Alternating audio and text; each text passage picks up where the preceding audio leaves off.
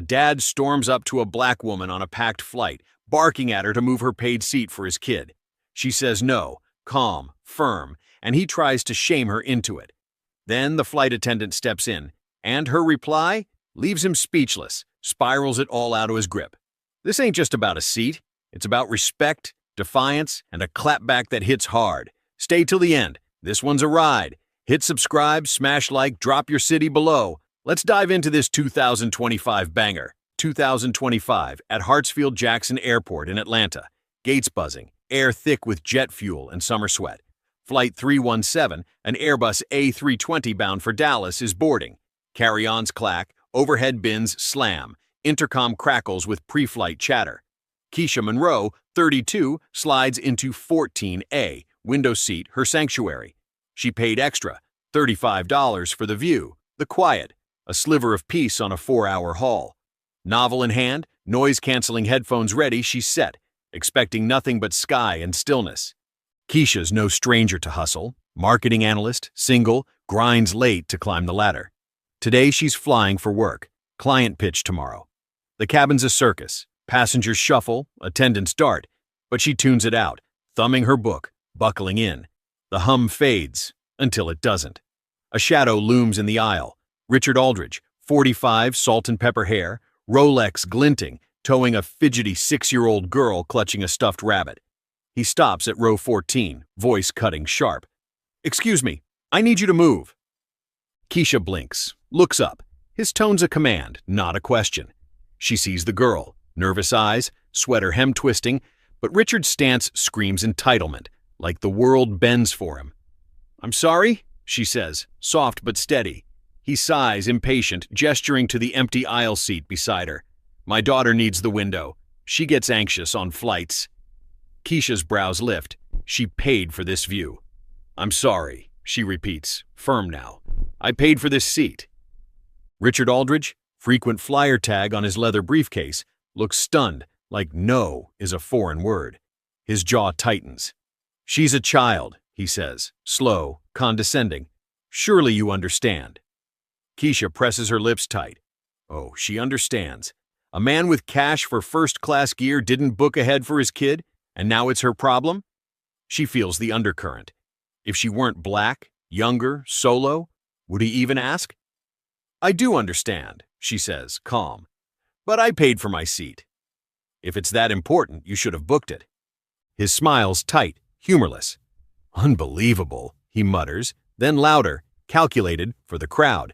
This is what's wrong with people today. No decency. Heads turn, passengers shift, some peek, some stare.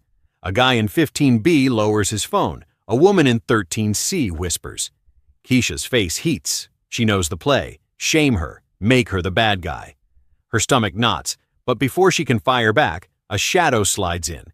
Sandra Wallace, late 40s, flight attendant, navy uniform crisp, eyes sharp. "Is there a problem here?" she asks, voice steady. Richard jumps in, arms crossing.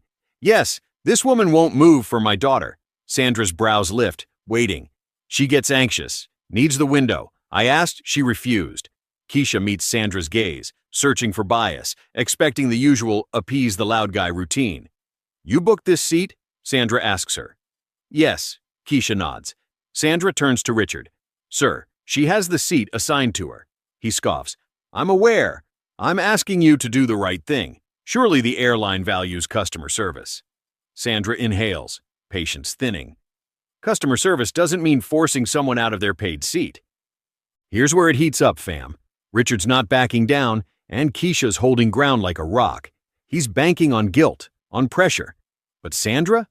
She's not here for it. Richard's face reddens. This isn't about rules. It's decency, kindness. A grown woman refusing a child. His voice climbs. 14C flinches, 15A stares. Keisha feels it. Villain vibes he's painting, frustration pulsing. Sandra's unfazed. "If you need a window seat, I'll check for opens, but I won't move her." Richard snaps to Keisha. "You really won't move for a child?" "I paid for this seat," she says, unwavering. He laughs, short, bitter, then plays the crowd. "Can you believe this? A full-grown woman refusing a little girl."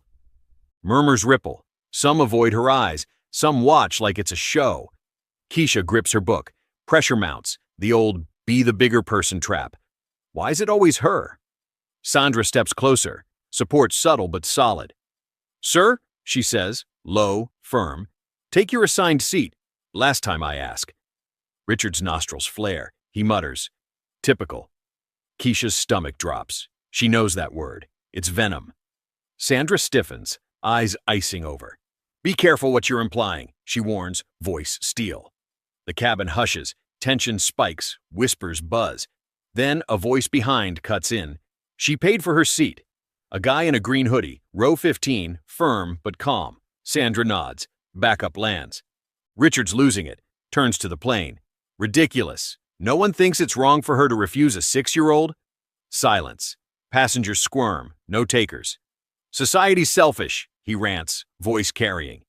Keisha fires back, steady. "I'm not selfish. I paid like everyone. Book ahead next time." The hoodie guy nods. A woman across the aisle chimes. "She's right. If you wanted it, book it."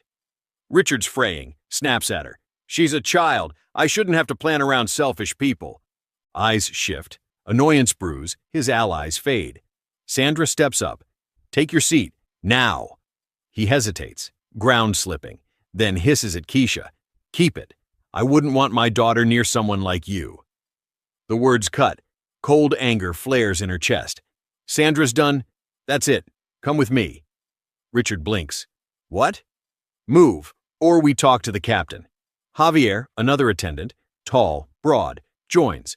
"Return to your seat or you're off." Richard's speechless, jaw slack, crowd watching. He mutters, grabs his girl's hand, storms to his seat. 14D sighs relief.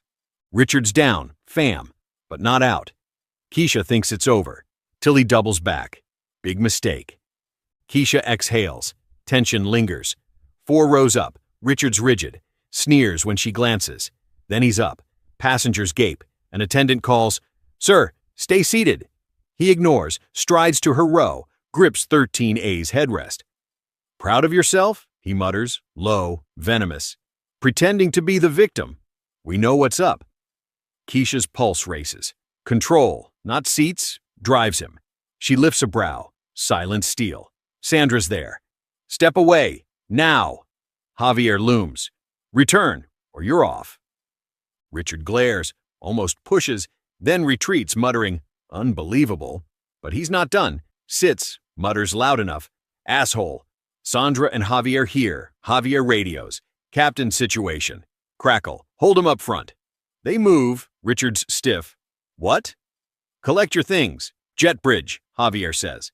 He unbuckles, slow, humiliated, walks off, daughter trailing. Passengers whisper. "About time," ponytail lady says.